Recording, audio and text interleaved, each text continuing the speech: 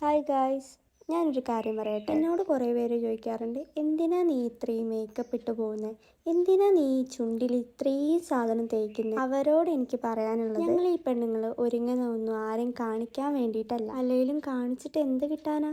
ഞാൻ എന്തായാലും എൻ്റെ കോൺഫിഡൻസിന് വേണ്ടിയിട്ടാണ് ഞാൻ ഒരുങ്ങുന്നത്. അതൊന്ന് സ്കിൻ കെയർ ചെയ്താൽ പോലും ചോദിക്കാറുണ്ട്, എന്തിനാ ഇമാര് പുട്ടി ഇടുന്നതെന്ന്. അപ്പം ഞാനൊന്ന് ചോദിക്കട്ടെ, ഇതിനെയാണ് നമ്മൾ പുട്ടി എന്ന് പറയുക? അവർക്കൊന്നും സെൽഫ് കെയർ എന്താണോ സ്കിൻ കെയർ എന്താണോ ഒന്നും അറിയില്ല, എന്നിട്ടാണ് പറയുന്നത്.